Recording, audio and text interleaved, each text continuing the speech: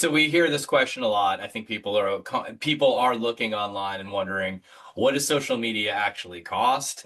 Well, we're going to talk about real numbers today. We're going to expectation set with you, and we're going to compare what a full-time hire would be, what a freelancer would be, and then what a good agency, or I would say, what a boutique small agency would be, what a large agency might be as well, and give you guys the information, the power you need in order to make the best decision possible.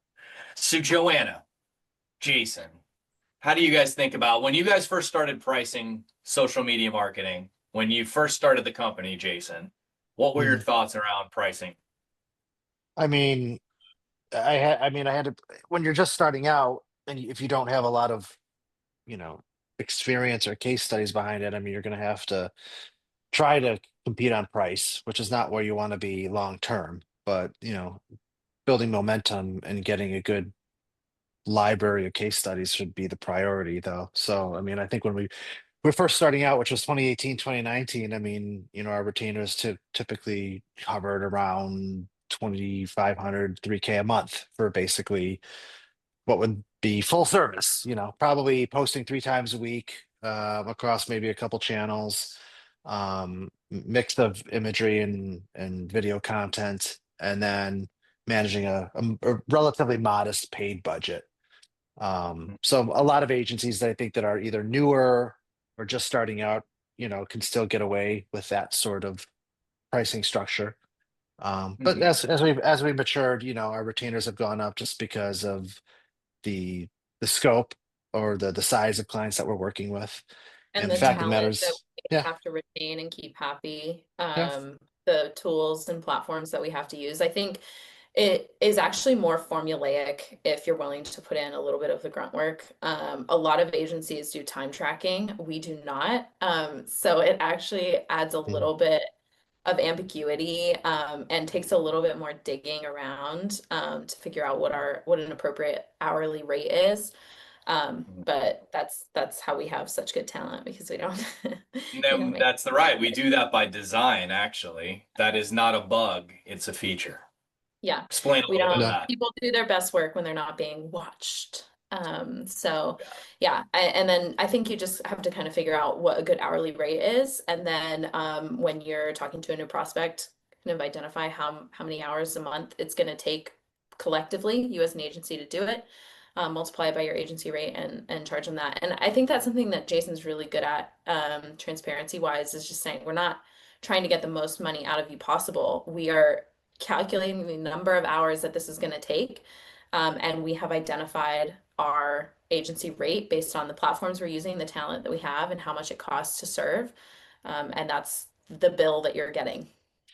it just Yeah. depends on it just depends on it's always what you get what you pay for. So depending Mhm. on the size of your business, your goals and objectives, I mean, you can find somebody that's, fresh out of school or kind of a hustler and kind of doing their own thing independently that's kind of young and up and coming, and you might be able to get them for 25, 30, $40 an hour.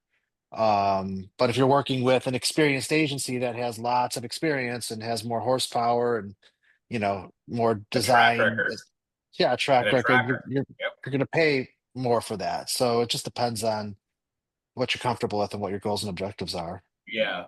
And I think that people don't understand completely that if you whittle people down too much on the price, ultimately that's going to impact what they can deliver, because when people basically's profit margins go from, something healthy where they're actually able to pay some bills down to like they're pretty much working for you for free, you may feel good about that because you've got the best price, but that's not going to be the best mental scenario and working environment for the people doing the work. And ultimately, it's not sustainable and people will fall off and the work will probably suffer for that. So, what might seem like a great deal up front really probably turns into not so great work on the back end, and you wind up then paying double for it because you have to redo it. Yeah. And a really good simple way of kind of thinking about it too is if you're just trying to kind of think of it, in a tiered sort of way. $50 an hour is kind of get you that individual contributor, contractor, singular person, that kind of jack of all trades, master of none. Mhm. could probably, do a pretty good job for smaller businesses, but it's going to be limited in being able to go super deep or having just a really sophisticated ability to deliver advanced design work. $100 to 125 an hour ish is probably your newer kind of smaller agency that maybe has been around or just started a year or two in. Doesn't have as much overhead. You're probably still working with one person, maybe two. So they're a little bit more sophisticated, maybe using some more advanced sorts of things. And then usually 200 an hour or more are your premium level experienced agencies where you're getting an account manager who owns the Mhm. relationship. You're getting a paid manager who's just focuses on paid.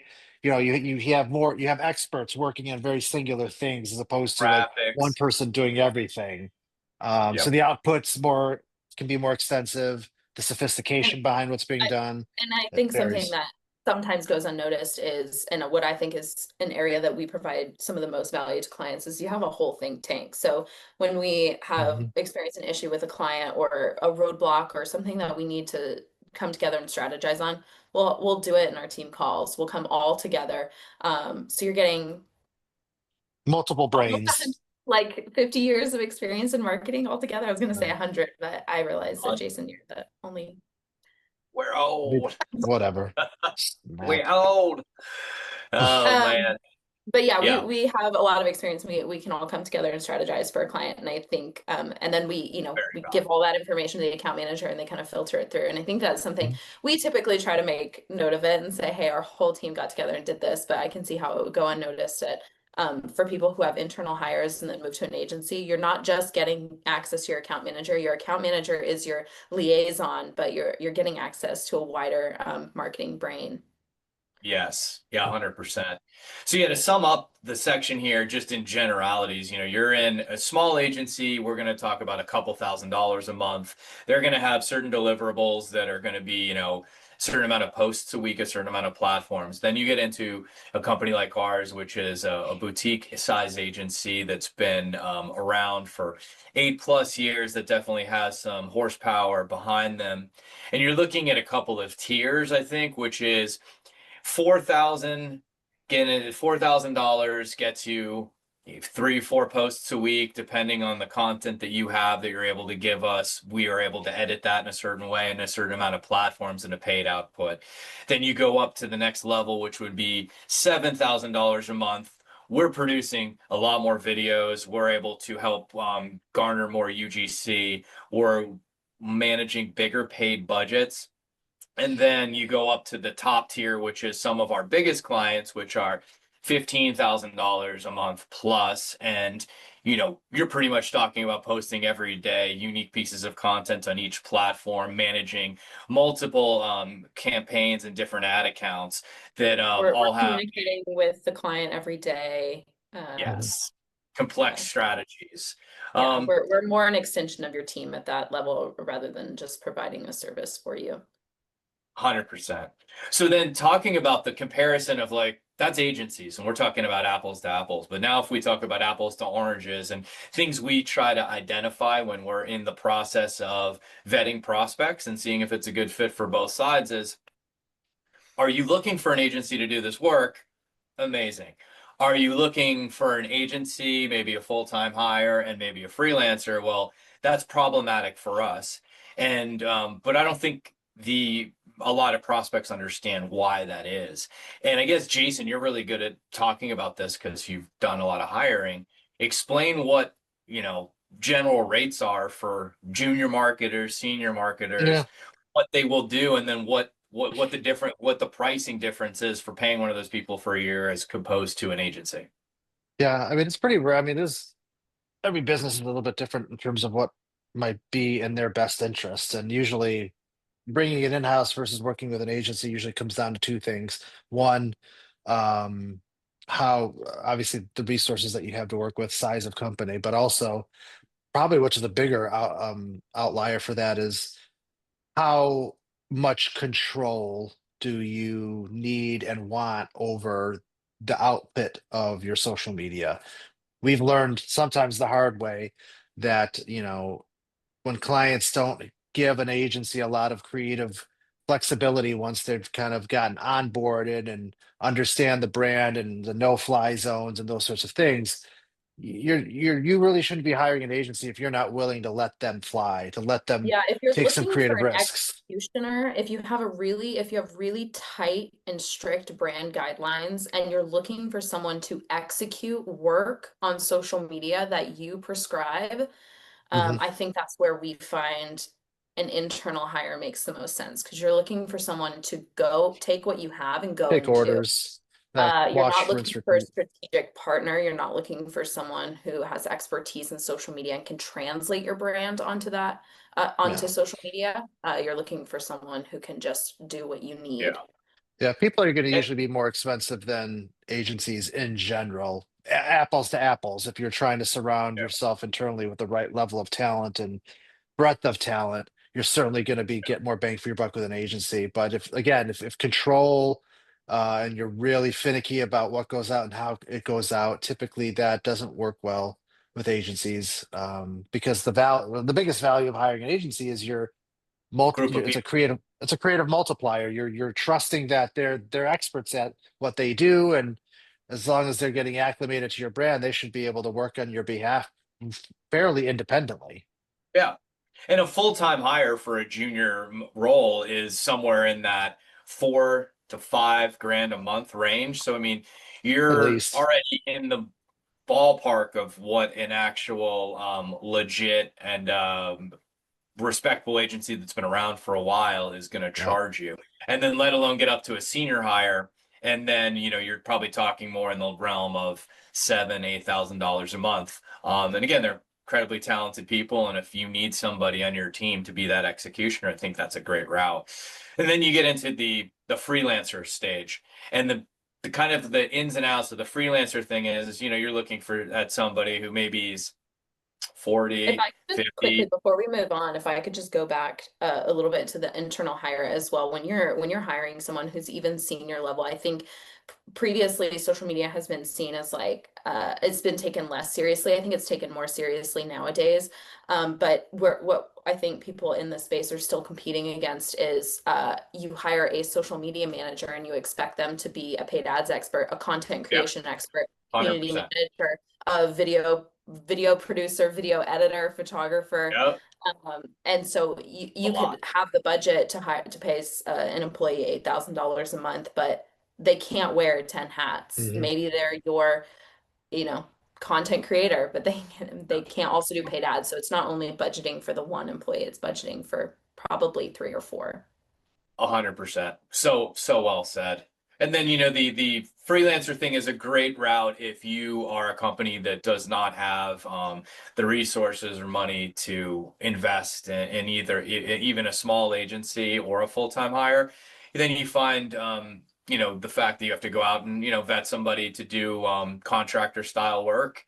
The biggest thing I'd say there is that the takeaway is, really do your due diligence and make sure you see some product from them prior to hiring, because definitely know God knows there's a lot of people out there that don't have those chops yet. Mhm. Um, yeah, And I cool. think So also with wrapping, contractors, go for it. I was just gonna say, I think also with contractors, by nature, by name, they're not as reliable in terms of their longevity. They have to get their bills paid, and if one project works better for them than yours, they're gonna move there. And unless you have a strong contractor agreement, you could be left in the lurch. So Yeah.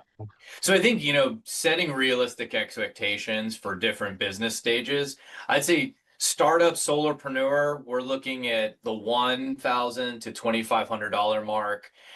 When you're talking about a small business that's doing maybe 1 to 5 million in revenue, you're looking at that 2,500 to $5,000 a month mark.